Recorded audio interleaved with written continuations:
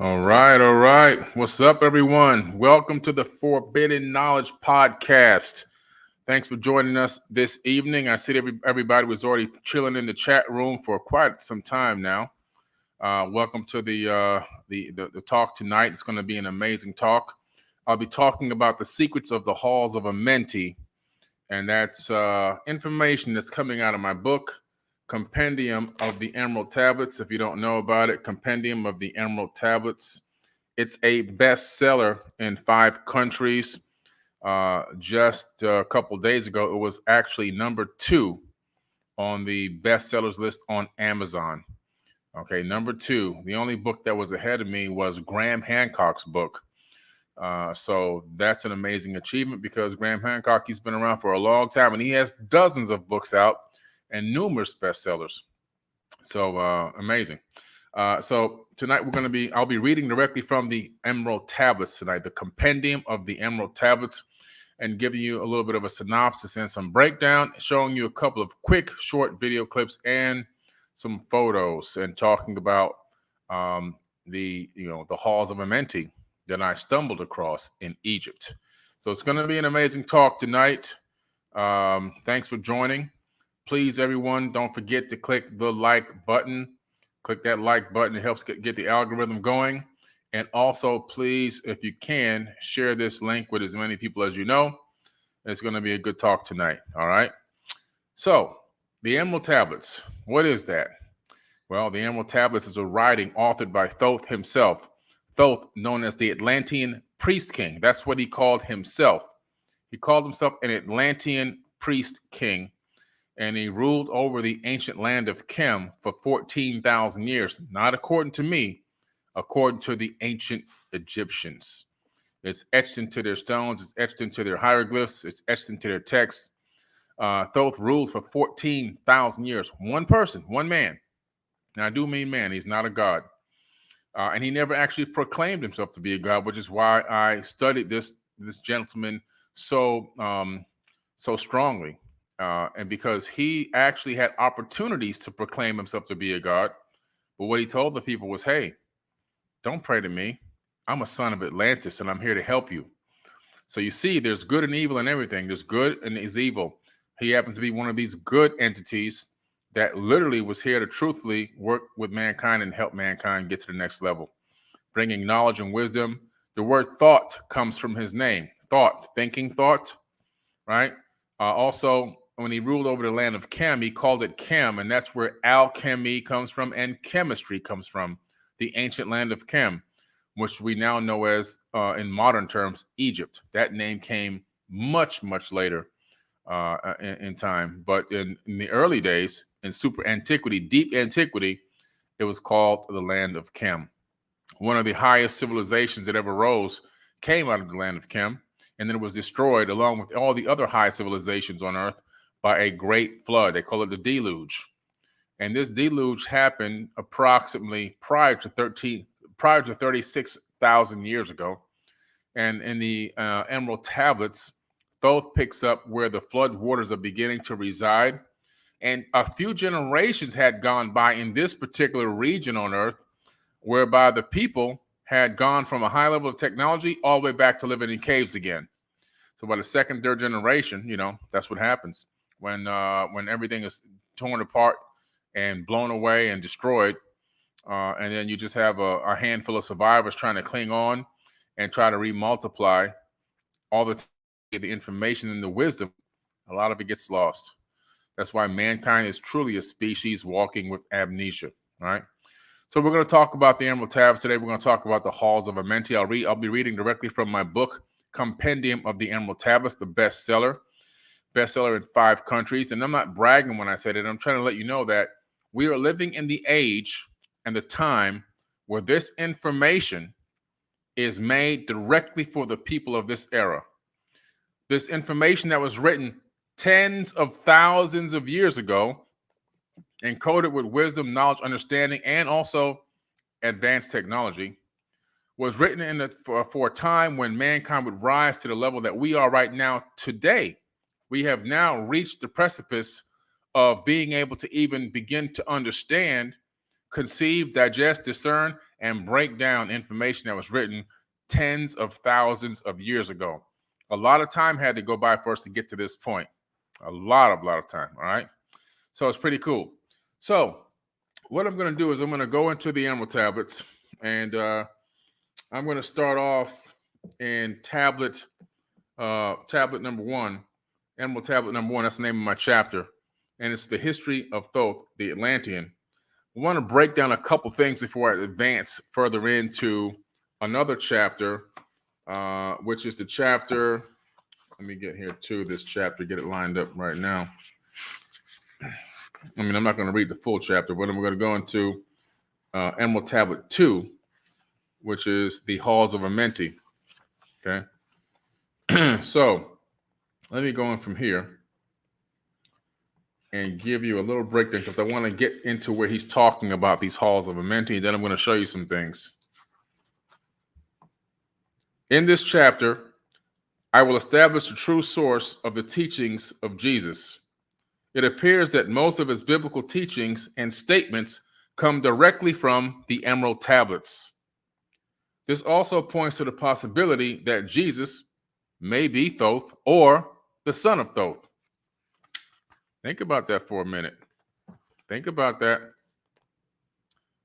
The 4th century Greek historian Herodotus records one of history's first 4 guides to the ancient and to the Greeks, Mysterious Egypt. This I have actually seen, a work beyond worlds. For if anyone put together the buildings of the Greeks and display of their labors, they would seem lesser in both effort and expense to this labyrinth. Now, what is the labyrinth that he's talking about? Okay, Herodotus is talking about a labyrinth that was built underneath the Great Pyramid, where he's referencing here. These are called the Halls of Amenti. Now, there were several Halls of Amenti. Thoth had his own, and he built his, according to himself, underneath the Great Pyramid. Well, guess what, guys? They found them. They found the Halls of Amenti. They actually found these halls. Let's see if I can get this in the pic here. That's a pic right here of these halls, a rendering of them or a sketch of them, what they discovered a few years ago underneath the Great Pyramid at Giza, extending out underneath the Giza Plateau approximately 1 mile. Hundreds of halls. Hundreds. Exactly what Thoth said they were. Of course, the technology has been removed in this time and era, but nonetheless, the Halls of Amenti were discovered and found down there, and they were known at the time of Herodotus. Even the pyramids are beyond words, and each was equal to many and mighty works of the Greeks. Yet the labyrinth surpasses even the pyramids. That's how incredible this labyrinth, this underground labyrinth is. Surpasses even the great pyramids, according to Herodotus.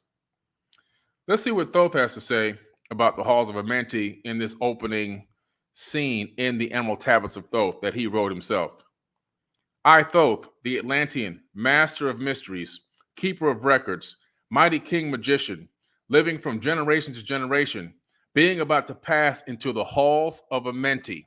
He's talking about getting ready to descend into the Halls of Amenti, not so he can die, but so that he can actually live. And I'll explain what he means. These records of the almighty wisdom of great Atlantis set down for the guidance of those that are to come after. In the great city of Kior, on the island of Undal, in a time far past, I began this incarnation. He's talking about his ability to consciously decide when to incarnate. He incarnates at will. As a matter of fact, in the Emerald Tablets, he says he incarnates on and in the plane he desires. We're talking about planes, plane meaning dimensions. So he can incarnate in different densities even.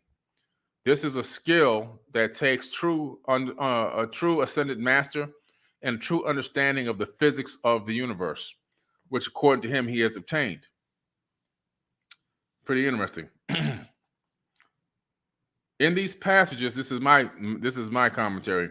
In these passages, we can see already that the tone is set for reincarnation and regeneration.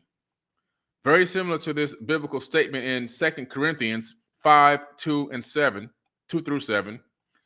We grow weary in our present bodies, and we long to put our heavenly bodies like new clothing. For we will put on heavenly bodies. We will not be spirits without bodies.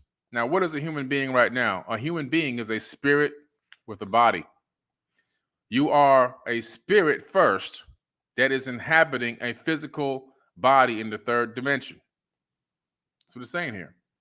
While we live in these earthly bodies, we groan and sigh, but it's not what we want to die. It's not that we want to die and get rid of these bodies that clothe us. Rather, we want to put on our new bodies so that these dying bodies will be swallowed up by life. God himself has prepared for us this, and as a guarantee, he has given us his Holy Spirit. So we are always confident, even though we know that as long as we live in these bodies, we are not at home with the Lord, for we live by believing and not by seeing. So what is saying here in 2 Corinthians, they're alluding to the fact that they understand that there is a reincarnation process, that even after you, quote unquote, pass on to your next life, the spirit also then again longs for some type of a corporeal body, or they're alluding to the fact that they're looking forward to putting on their new corporeal body. Interesting. Just showing you how some of these texts from religious books line up with ancient teachings, and most likely it was taken directly from ancient teachings. Okay. And then here goes Thoth. Thoth says, so he's talking about he began this incarnation, but he says, not as the little men of the present age did, the mighty ones of Atlantis live and die, but rather from eon to eon did they renew their life in the halls of Amenti, where the river of life flows eternally onward. That sounds like it made it straight into the Bible. Jesus says in the New Testament, book of John 7:38, he that lives in me, out of his being shall flow rivers of living water. That's the same exact statement. Why does Jesus' statement align with what Thoth says? Because he was either a student of Thoth, either he is Thoth, or maybe, like I suggested in the beginning of this talk, maybe a relative, like a son, potentially. Okay, now here's where it gets interesting what Thoth says. And Thoth says, 100 times 10 have I descended the dark way that led to light, and as many times have I ascended from the darkness into the light, my strength and power have been renewed. Now for a time I descend, and the men of Chem shall know me no more. He's talking about descending into the darkness, but he's talking about going down into his halls of Amenti, and he's talking about the fact that he is going to transfer his consciousness into different avatar bodies, and then at a specific time, he will return to walk amongst men. But his avatar bodies rejuvenate in these rejuvenating chambers. Pretty interesting stuff. Understand here that men of Chem refers to the people of Egypt, yet notice that we get our word alchemy from this Egyptian name. There are other interesting statements made by the writer Thoth. He says that he has descended into the halls of Amenti, where there is a regeneration chamber. Certainly, we can understand that the concept of cellular regeneration exists. He says he has spent a total of 10,000 years, 100 times 10, regenerating his avatars over the course of many eons. Thoth also references the river of life, stating, I began this incarnation from eon to eon, where the river of life flows eternally onward. Remember how Jesus makes the same reference in John 38. Whoever believes in me, as the scripture said, rivers of living water shall flow through them. They're talking about understanding the mastery of incarnating at will. When Jesus disappears out of the modern day Bible at the age of 12, where does he go? He ends up in Egypt. And anyone on this live now who's coming with me to Egypt in October, I'm going to take you to the house that Jesus lived in when he went to Egypt to learn the Egyptian mysteries. From who? From Thoth the Atlantean. I'm going to take you to the house. It's actually it's a shrine now. I'm going to take you there. You're going to stand in the same place where he stood. You're going to be in the same place where he slept.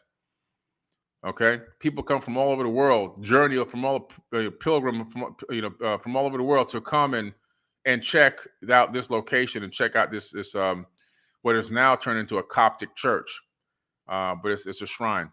And so, but he was there to learn the Egyptian mysteries, the ancient mysteries, right? And then from there, he left and went to Tibet to learn Qigong and Reiki, and that was confirmed by the Dalai Lama.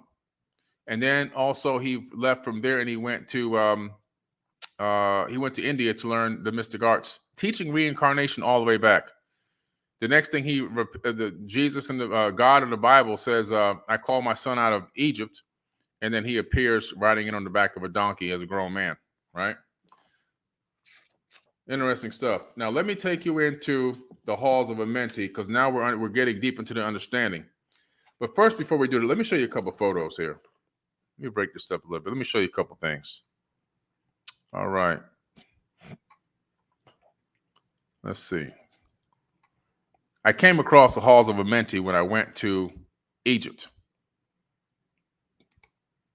Now, these Halls of Amenti are not Thoth's halls. This is his father's. These halls right here, they're underground. These belong to Enki, Enki. Enki is the father of Thoth, the Atlantean priest king. In the Emerald Tablets, his name is Thothme, Thothme, right? He's the ruler of Undal, and he is a master geneticist according to the ancient tablets that have been left behind.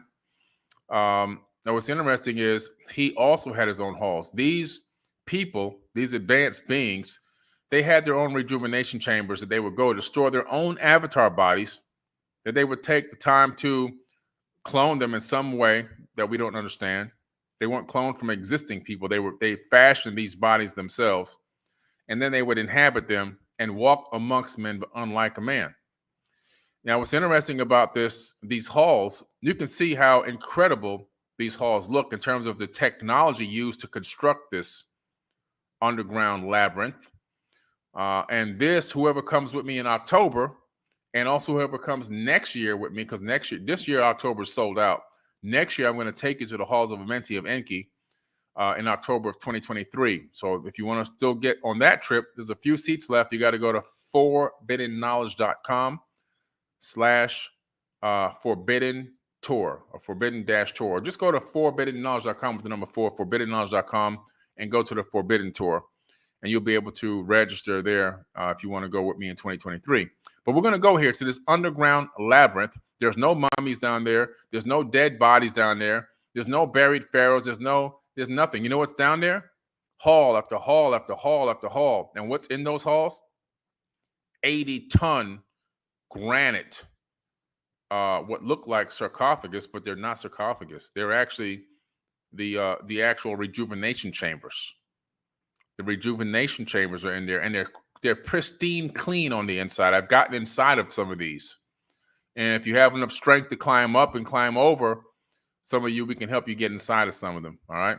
But what's interesting is these gigantic 80-ton objects, these rejuvenation chambers, there is not enough space to maneuver them through this underground labyrinth. First of all, to get them down there at that weight, and then to get them in their own little tiny alcove that they are tucked into. They fit snug as a bug in a rug right in these things. How do they get them in there?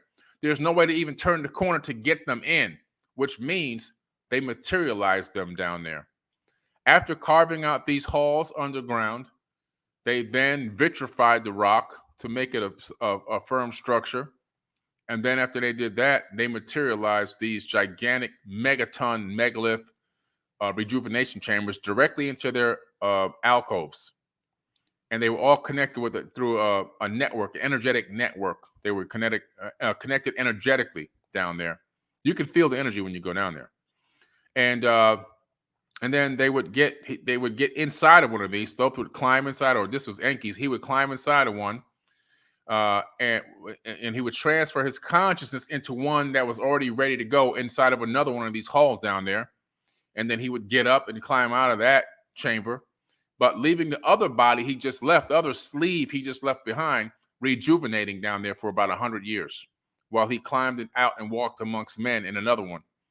And when that one wore out or got injured or got sick, he'd go drop that one off and go into another one. They had many bodies already established and set and waiting for them to be able to just come and take a new sleeve whenever they needed one. Okay? Incredible. Now, let me get back into this.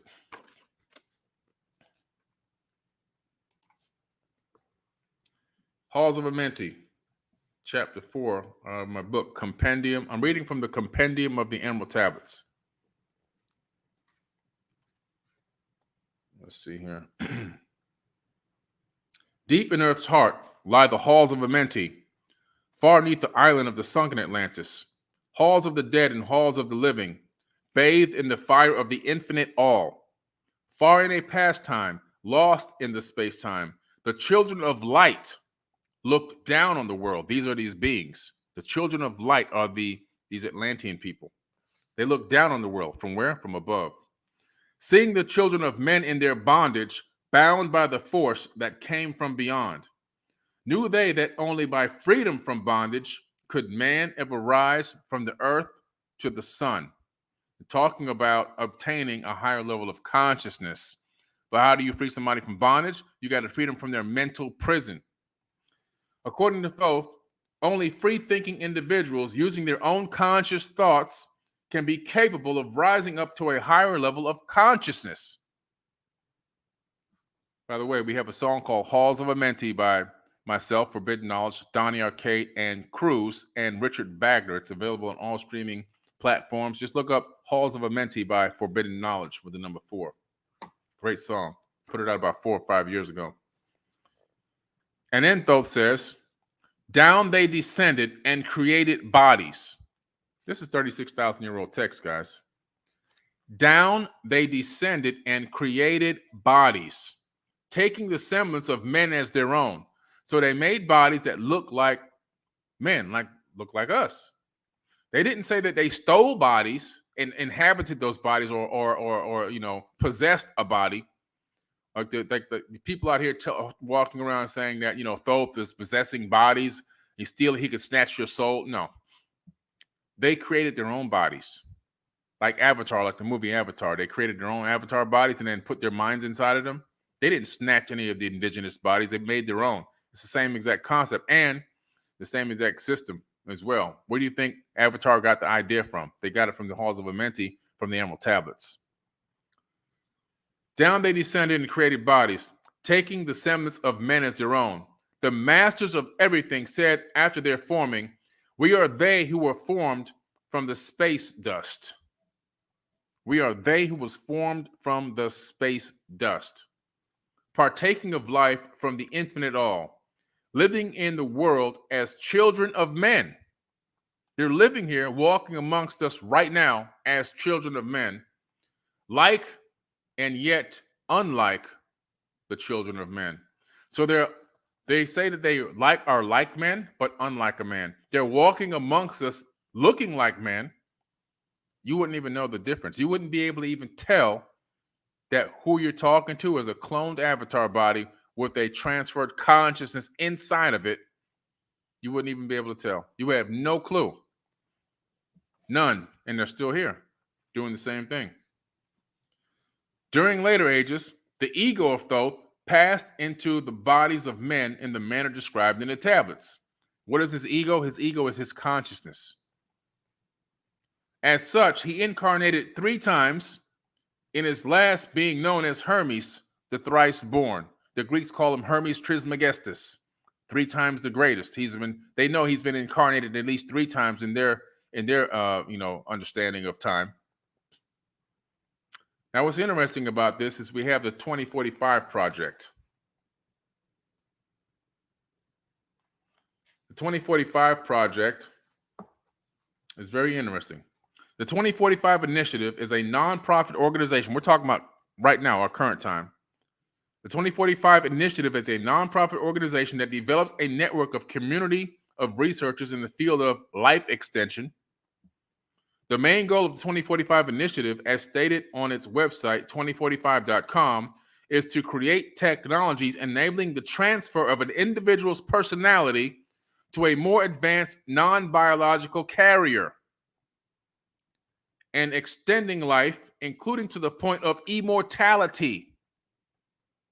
We devote particular attention to enabling the fullest possible dialogue between the world's major spiritual traditions, science, and society. As evidenced by the information provided on 2045.com, it appears that we are following in the footsteps of the Atlanteans, who were seeking eternal life in the physical form. Take a look at some of the goals and initiatives being planned by the group 2045.com, and they've already achieved a couple of these. From the year 2015 to 2020, 2045.com would like to create and supply the world with affordable Android avatars that will be controlled by a system that links people's brains with computers. They've already transferred a monkey's brain into a computer using that same link. The monkey's body is dead, and the monkey thinks it's still alive, and it's living inside of a computer right now today. 2020 to 2025.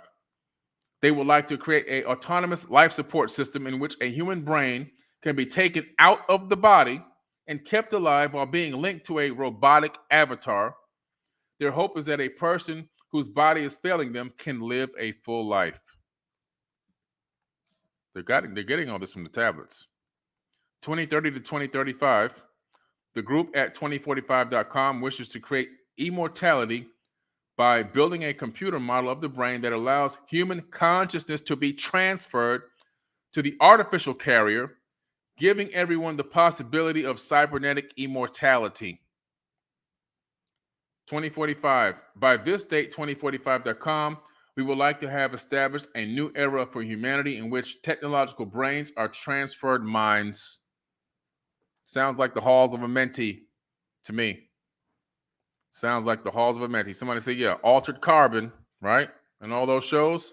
What do you think they're getting all these ideas from? Guys, they just read the tablets. They're getting it all from these ancient tablets, 36,000-year-old tablets, saying the same exact stuff. Let's look what DARPA has planned for the, the Avatar project is what they're calling it.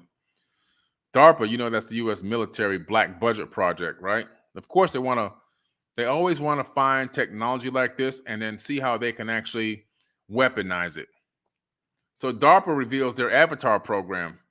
The Defense Advanced Research Projects Agency, or DARPA, is an agency in the United States Department of Defense responsible for the development of emerging technologies for use by the military.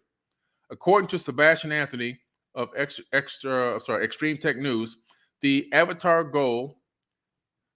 project goal is to work on interfaces and algorithms to enable a soldier to effectively partner with a semi-autonomous bipedal machine and allow it to act as the soldier's surrogate.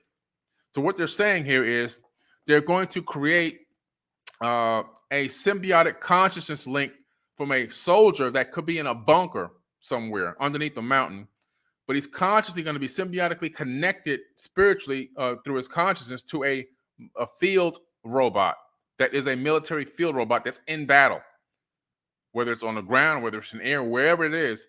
And so they will control this robot through their conscious link. And that way, if the robot is destroyed in battle, the link is severed and the soldier is still alive.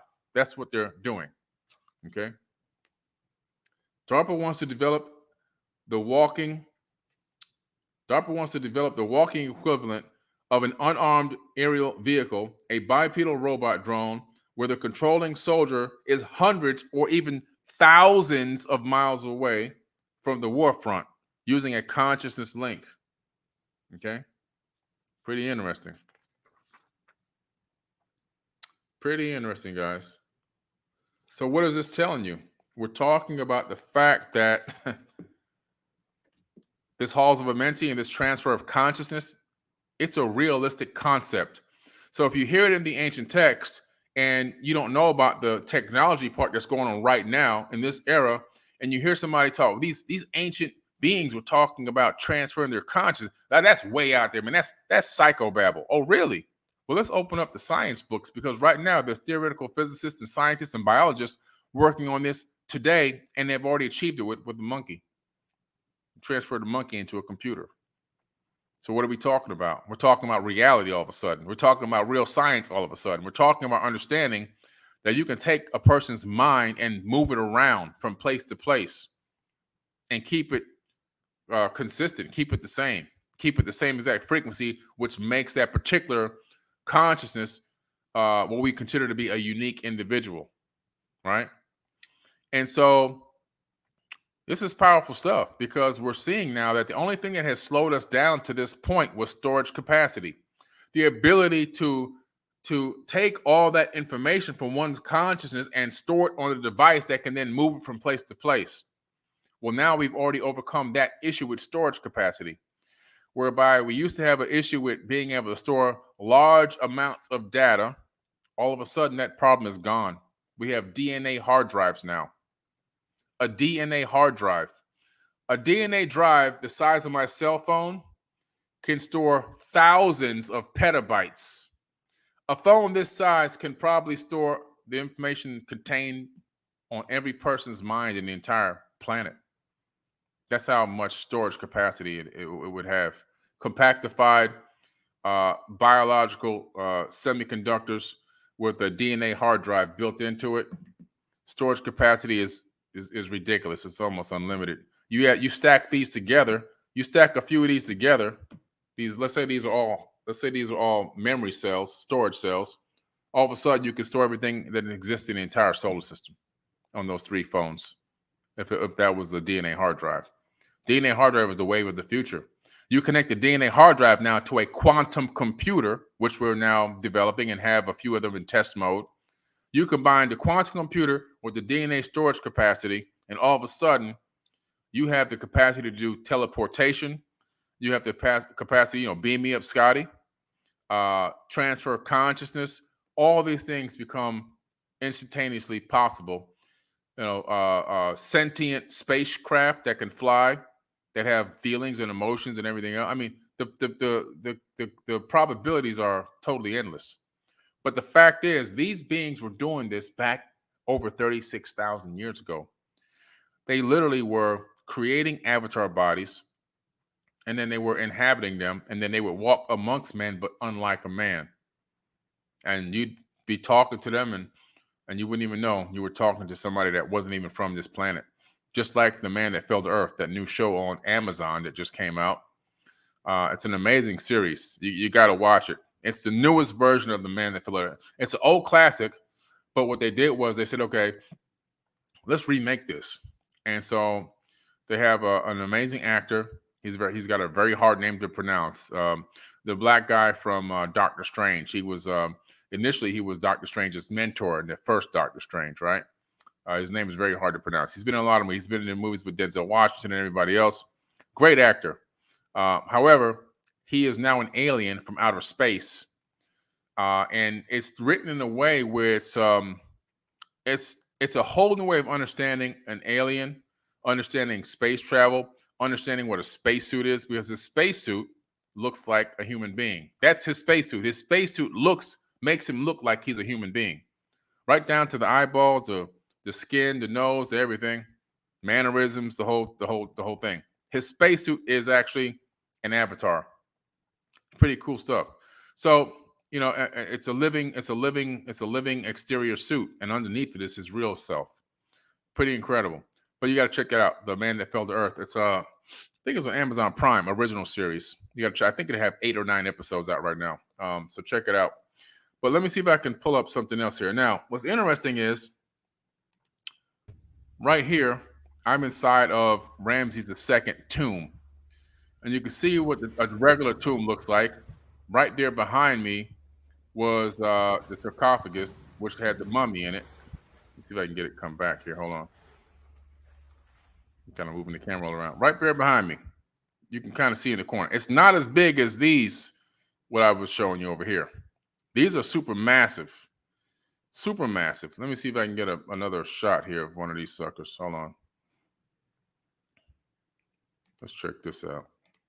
Slides.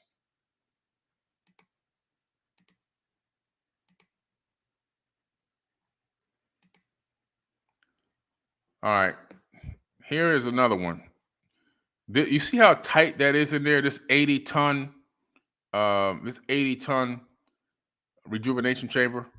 You can't even turn the corner to get it in there. If you did find a way to get it down that deep and down the hall to get it turned into that corner, you wouldn't be able to do it. You just couldn't do it. And you can't make it down there, because to make granite top and bottom of that size and that magnitude, you would need a piece of granite probably the size of the room I'm sitting in, probably a 35 by 50 room. Just a granite would need to be that big and that massive to carve it down to the size that's here. And so before I get there, let me show you, see if this video can play here. Carson, there, Forbidden Knowledge, guys. I'm inside of the Serapeum at Saqqara. This place is incredible. First of all, there's things in here you wouldn't even imagine could exist. The lid on this sarcophagus is super massive. It weighs about 70 tons. The base weighs about another 80 tons. The two together, well over 100 tons of granite from Aswan, which is about maybe 200 miles, maybe 300 miles away from here. We're in the middle of the desert. Not only that, how did they get it into this narrow area and set it in here like this? And what was it for? Why create something this massive in a place like this? The answers are on Forbidden Knowledge TV, forbiddenknowledge.tv. Some of y'all are going to get a chance to come to the Halls of Amenti with me. And that's going to be in October of 2022. That trip was sold out. We have another one coming October 2023. If you want to go to that trip, I'll type the link in here. Egypt tour. I'll drop it in the chat for you. They go to 2023 though. 2023. I'm typing in the link for you right now, just in case.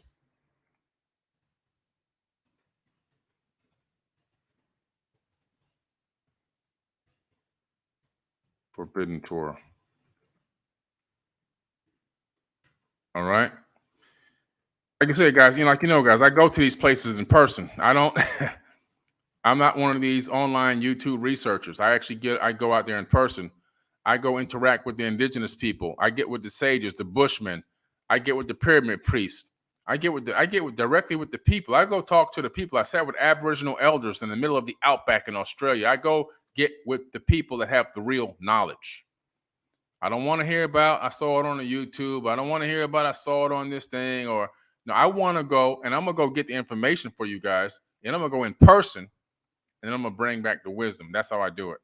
Because not everybody is going to get a chance to go to these places. Not everybody can get a chance to do this. It could be either financial situation. It could be work situation. It could be relationship situation. It could be health situation. There's many reasons why people can't get out to some of these places.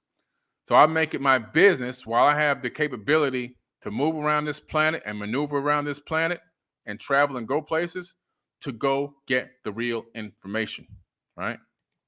We just climbed down about 125, 130 meters into the bent pyramid of the shore. And as soon as we got to the base, after crawling literally on my hands and knees a quarter of a mile, we've got to go up now.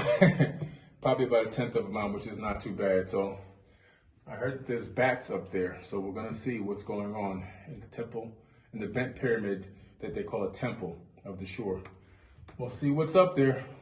I'm climbing through I climbed 1.5 miles through the bent pyramid. On this here, I'm actually ascending up to an upper chamber, but a lot of it was on the descending, and a lot of it was hand and toes. Bear crawled 1.5 miles inside of this pyramid through all kind of shafts and chambers you wouldn't believe. So incredible place. Whoever has enough strength, when you guys come with me in October, if you have enough strength and you have enough resilience, because crawling for 1.5 miles is not easy. And so you got to be in shape. And so if you can't, you'll just take pictures on the outside or come to the front entrance of the actual the big shaft.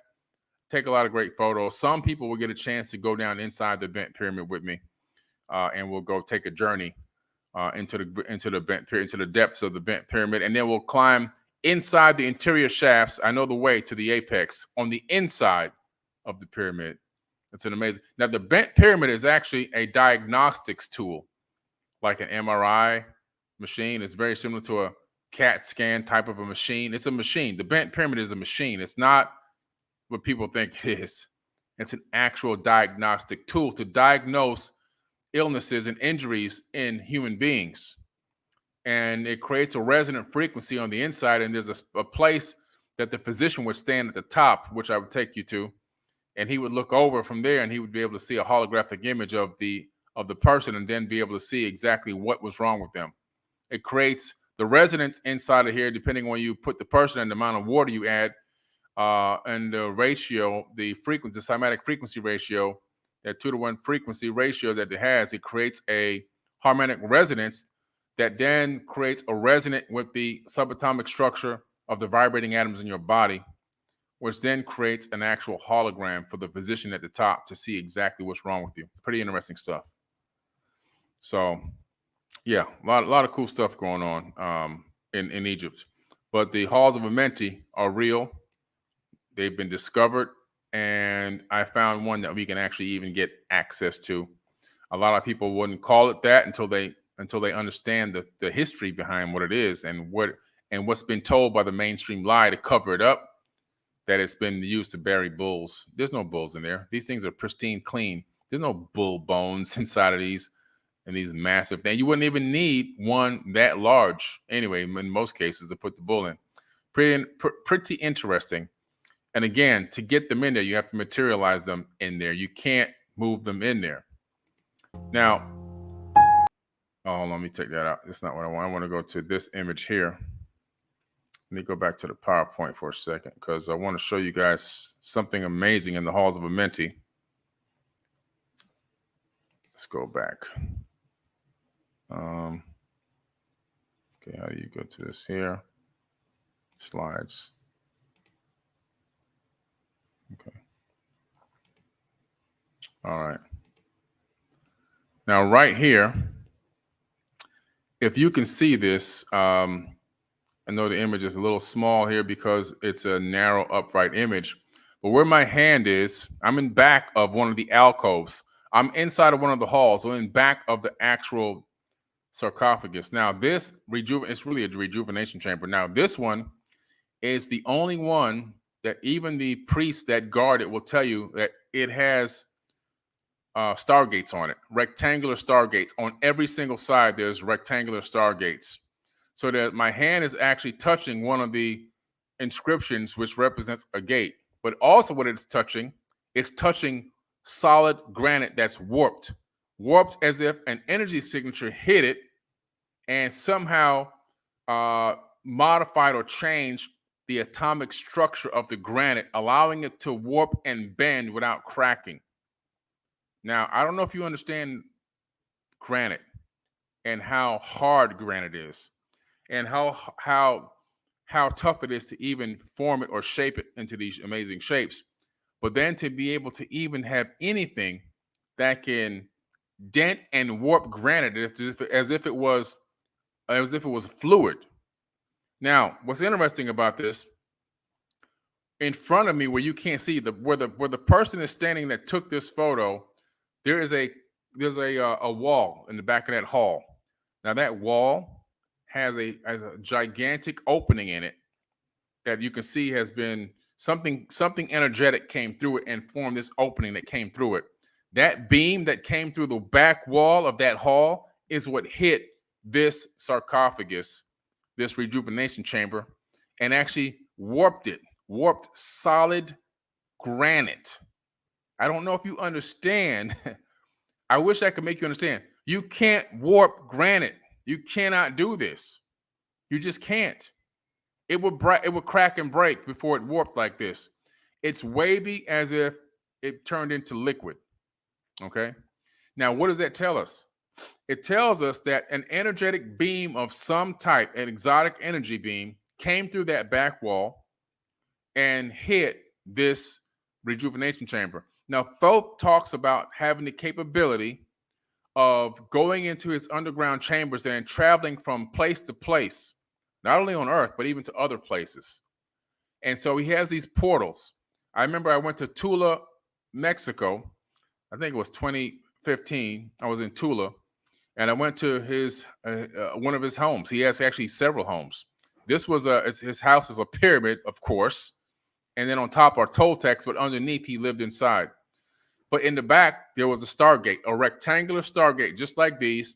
And the indigenous people there, and even the guide said he would walk into that fake door and stand there and then vanish. Where would he reappear? Places like this in the Halls of Amenti. Imagine he's coming back and he's coming to this hall, or his dad Enki's coming to this Halls of Amenti, and the portal opens up, and it actually, the energetic beam from the portal over this stable wormhole creates some type of energetic beam that breaks through the back hall and then hits this rejuvenation chamber, and it actually warps 80 tons of granite like it was just butter. Incredible stuff. Looking forward to you guys coming with me. Whoever's coming with me, you're going to be blessed, because these are amazing things that less than 1/10 of 1% of the planet, first of all, even know this exists, and less than 1%, less than 1/10 of 1% of those people will ever have a chance to walk in here and touch it. Okay, we're talking about a finite number of people based on the 8 billion population on Earth will ever get to see this and actually touch it with their own hands. All right, it's going to be incredible. It's going to be absolutely incredible. And then also, guys, don't forget, coming up, I have a UFO hunt. So I have a UFO hunt where myself and Jimmy Church have hunted for UFOs before and have documented them, recorded them, and uploaded videos of them. And it's a very stable location to consistently find UFOs. So we're going on a very special UFO hunt, September 16th through 18th. And it's for Forbidden Knowledge black card holders only. You have to be a black card holder. How do you become a black card holder? You have to mint 10 NFTs. We have right now, I think, 6 black card NFT holders coming on this trip. But to do that, you got to go to forbiddenclub.com with the number 4, forbiddenclub.com. And you have to mint 10 NFTs, and then you screenshot those NFTs on your MetaMask wallet, and you email them to business@forbiddenknowledge.com so we can send out your black card. We just sent the black card out today. So I'm going to tell you here in the chat, guys, http://forbiddenclub.com. So you get your NFTs. Mint 10. I'm a black card holder. After you do that, you're going to email business@forbiddenknowledge.com. Screenshot of your NFTs. We'll get you a black card out, and we'll get you a special invite to come join us on the UFO hunt. Doesn't cost you any money. You just got to get there and get your hotel. We're going to take you on a very special trip into the desert, and we're going to show you some UFOs. We're going to bring some very high-tech equipment with us that's going to allow us to see in different wavelengths of light. And we're going to record these as well. It's going to be a great event, so you don't want to miss it, okay? It's going to be an amazing weekend, all right? It's the Forbidden UFO Hunt for NFT black card holders only. It'll be myself and Jimmy Church out there. We'll be your guides in the desert, and that's the desert in California. It's an amazing place, all right? Don't miss out on that, guys. Also, if you haven't invested in Forbidden Knowledge yet, this is your last chance to invest in round 2. I think my logo is covering the number 2. You can scan this QR code. I'll drop the link for you right now. We had a lot of people. We went live talking about this. So we had over 260 people contact us, begging us to allow them to invest. They missed the opportunity to invest, and they didn't get a chance to do it, so forth and so on. And one lady was crying. I know a few other people were really somber about it. And after getting that much of a response, we said, okay, we filed for an extension to open it back up. and it's open up for a short period of time. When it closes, guys, it closes. We'll be moving on to round 3. So a lot of people just didn't have the money yet to buy shares. So we opened it back up for the people to give you another chance, one last chance at $1.50 a share before we move into round 3. Obviously, if you don't know about this, we are going public next year. We're going to NASDAQ. We're shooting for that. We're going to uplist.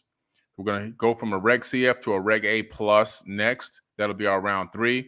And then from there, we're going to uplist, and we're shooting for NASDAQ first or second quarter of 2023. And at that point, which those shares will be tradable on the stock exchange. You don't got to be a genius to figure this one out, guys. It's an opportunity of a lifetime. So, I dropped the link in the chat. If you have the opportunity to do it, make sure you do it. It's your last chance to get in on round 2. Last chance. Here's round 2. I dropped the link one more time for you guys, or you can go to forbiddenknowledge.com/invest. If you're listening to this audio somewhere, forbiddenknowledge.com with the number 4.com/invest, or just go to forbiddenknowledge.com and click on the invest link and read the whole proposal, read the whole prospectus, download the offering statement, read everything, get all the information. It's all public knowledge, publicly available. Our valuation was $20 million. It went to $30 million. And now we're under a brand new CPA audit now to see where it's going to end up as we try to uplist into this Reg A Plus, which will be our round 3. And then we're moving into an uplist into NASDAQ. So a lot of great things going on over here at Forbidden Knowledge TV and Forbidden Knowledge Inc. You don't want to miss out. If you don't have this book, I'm telling you guys, you want to get it. Compendium of the Emerald Tablets. All right. Compendium of the Emerald. You don't want to miss out on this opportunity. The book is still a bestseller for a reason. It's a bestseller in 5 countries for a reason. A lot of great information in this book. I can sit here and talk to you for hours and hours and hours just going through 3 or 4 pages. Okay? A lot of great reviews on this book from a lot of big name people.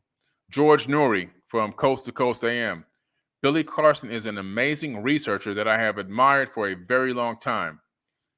There we go. Here goes Eric Von Daniken. I am so impressed with your work and your research. It was a pleasure. Eric Von Daniken, best-selling author, Chariots of the Gods. I'm getting ready to go meet Eric Von Daniken again. He's obviously a friend of mine, but I'm going to go visit with him in Switzerland next week. And just so many other great reviews that are actually in the book, and tons of them online. I think there's 16 or 1,700 5-star reviews on Amazon. All right. So if you don't have the book, you want to get the book. It's an amazing book, not just because I wrote it, but because the information really, truly is enlightening. And the more you read it, the more enlightened you become. Even myself, I go through it myself, and I see more and more things that I didn't realize the last time.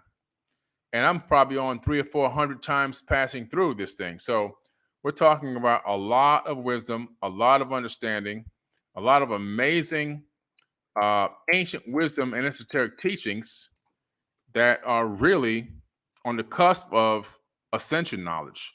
It can help a person get from here to here in a very short period of time, depending on how they apply themselves. I'm going to type it in here now in the chat. Compendium of the Emerald Tablets.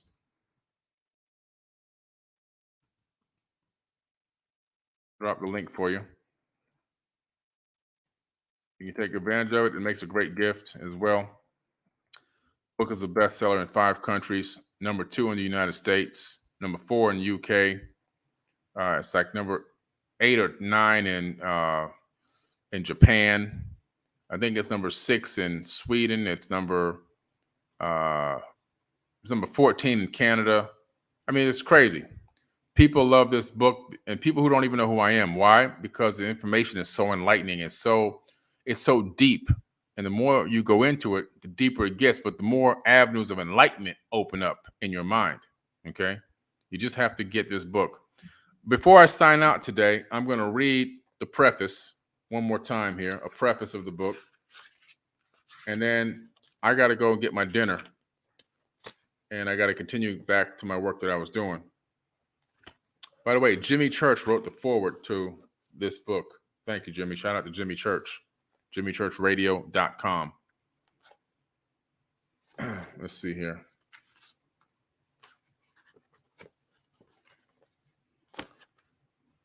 Where's my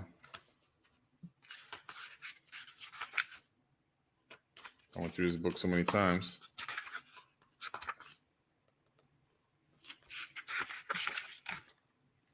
I hope this isn't the one that I tore some of the pages out of. I think it is. Okay, here we go. Oh, now I have it. Yeah. Boy, it's hot in here. Goodness.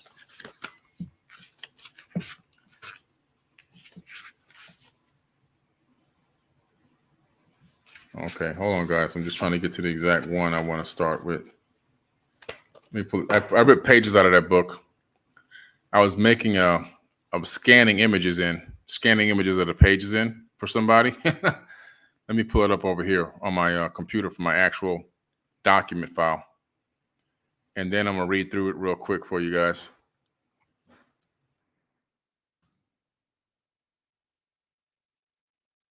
Let me turn this air back on down here. They're getting hot in here. Wow. All right, here we go. Hope you guys are learning something. It's a lot of information. It's a lot of information. It's so much. It can be overwhelming, but if you really take the time to sit down and try to absorb the knowledge and try to understand it by taking the time to break down information in there, meditate on it, and then research, even if it's one line at a time, research one paragraph at a time. Take the time to really truly seek the wisdom and the knowledge. You'll find that it's pretty incredible, the story that we're talking about here. Ancient peoples from tens of thousands of years ago, actually, interacting and engaging mankind and leaving behind these ancient accounts of information that really, truly almost kind of defy, what we think it could be possible. I'm going to read the preface to you guys. The history of the tablets translated in the following pages is strange and beyond the belief of modern scientists. Their antiquity is stupendous, dating back some 36,000 years BC. The writer is Thoth, the Atlantean priest king, who founded a colony in ancient Egypt after the sinking of the mother country. He was the builder of the Great Pyramid of Giza, erroneously attributed to Cheops. In it, he incorporated his knowledge of the ancient wisdom. Also, he securely secreted records and instruments of Atlantis. For some 16,000 years, he ruled the ancient race of Egypt from approximately 52,000 BC to 36,000 BC.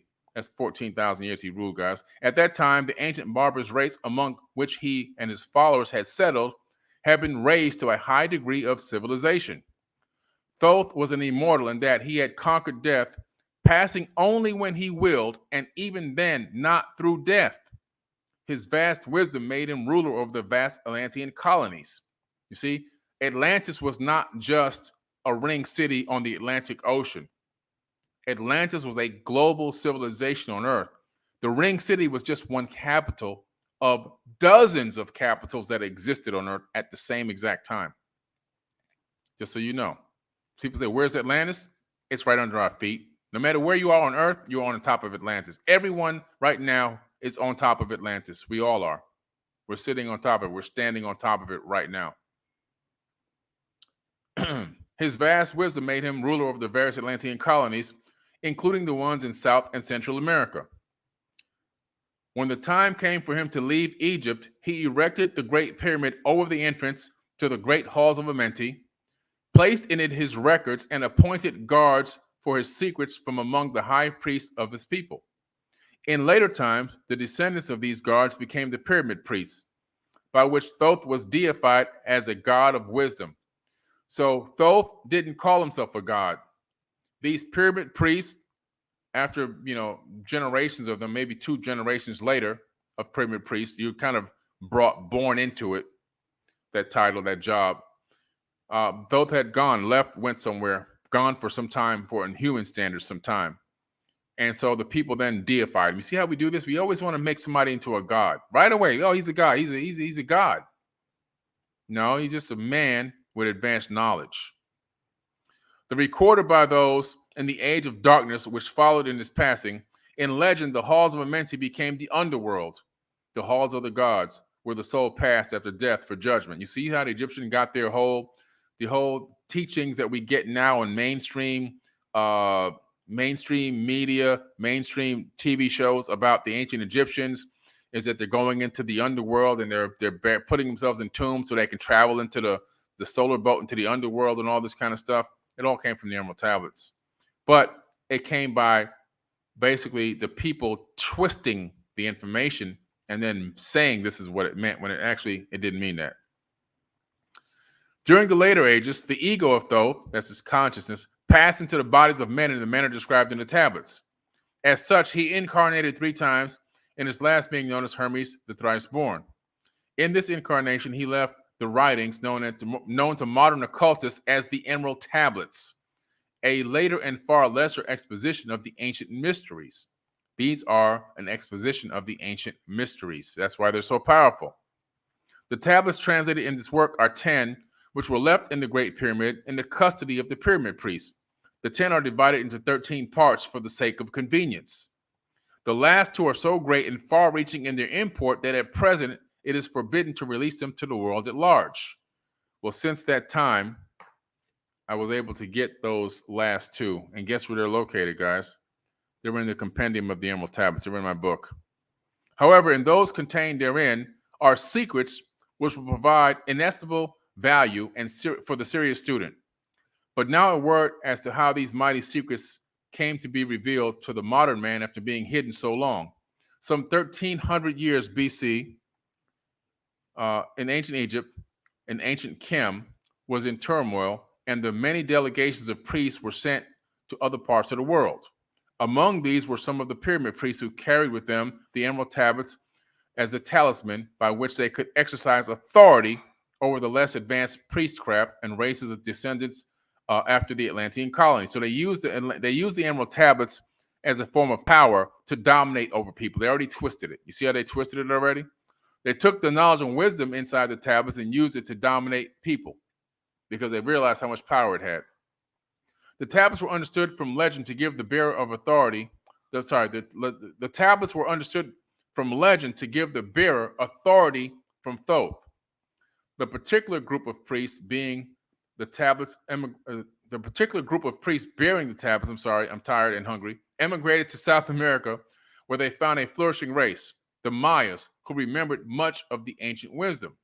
Among these, the priests settled and remained, and in the 10th century, the Mayas had thoroughly settled the Yucatan, and the tablets were placed beneath the altar of one of the great temples of the sun god. After the conquest of the Mayas, the Spaniards, the cities were abandoned and the treasures of these temples forgotten. It should be understood that the Great Pyramid of Egypt has been and still is the temple of initiation into the mysteries. That's why it's so important to go into the Great Pyramid. That's why we're going into the Great Pyramid when I take everyone there this October. We're going to go into it. So it's part of the initiation process into the great mysteries. Jesus, Solomon, Apollonius, and others were initiated there. The writer, who has a connection with the Great Lodge, which also works through the pyramid priesthood, was instructed to recover and return them to the Great Pyramid in the ancient tablets. So they sent this guy, Dorial, to go back to Mesoamerica, to Mexico, Yucatan, and collect these tablets and bring them back to Egypt where they belong.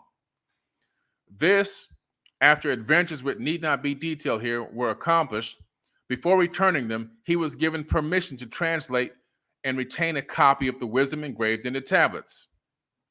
This was done in 1925, and only now has permission been given for part to be published. It is expected that many will scoff, yet the true student will read between the lines and gain wisdom. If the light is in you, the light which is engraved in these tablets will respond. If the light is in you, the light which is engraved in these tablets will respond. Now a word as to the material aspect of the tablets. They consist of 12 tablets of emerald green formed from a substance created through alchemical transmutation. They are imperishable, resistant to all elements and substances. In effect, the atomic and cellular structure is fixed, no change ever taking place. In this respect, they violate the material law of ionization. Upon them are engraved characters in the ancient Atlantean language, characters which respond to the attuned thought waves, releasing the associated mental vibration in the mind of the reader. The tablets are fastened together with hoops of golden-colored alloy suspended from a rod of the same material. So much for the material appearance. The wisdom contained therein is the foundation of the ancient mysteries. And for the one who reads with open eyes and open mind, his wisdom shall be increased 100-fold. Read, believe or not, but read. And the vibration found therein will awaken a response in your soul. Powerful stuff, guys. Powerful stuff. All right. Thanks for hanging out with me this evening. It's a great talk. The Compendium of the Emerald Tablets, the secrets of the Halls of Amenti, they're real, they exist. There weren't just one Halls of Amenti, there were many. Each particular ancient god, which were really these Anunnaki Atlantean people, they had their own halls. And in those halls, they would create their own clone bodies, and then they would transfer their consciousness into body after body after body, giving them the illusion to people, to human beings, that they were immortal, when in true reality, they just had advanced technology. Something that we're working on now today in our current society, as I told you, and as I read through some of the current projects that are going on with learning how to do the same exact thing, and some of the success that we've already had. We're moving in the same exact direction of rediscovering ancient technology that already has existed for many eons, probably even for millions of years. We're just now catching up. All right. So human beings are really the new kids on the block. Homo sapien, us, we're the new kids on the block. We just got here. We've been on this planet for less than a blink of an eye. And in less than 100 years, we went from a horse, buggy, and carriage to putting remote control cars on Mars. So we have the capability of moving very fast and very rapidly because innately we have that level of consciousness and that level of technology already encoded into our DNA. It's just now awakening. And you can see the explosion of technology on the planet because of the awakening of that technological mindset that we have. It's encoded into us. And it really is all just fractals. Everything we create in the physical form is just a fractal of what exists in the spiritual form. We just find a way to create it in a way that we can manipulate it easier without having to really tap into our true divine knowledge and wisdom. And it's almost a lazy way out. All right. But anyway, guys, we appreciate you guys. Thank you for everyone that has ordered a book. And thank you to everyone that brings the books when I go speak at conferences and lectures for me to sign.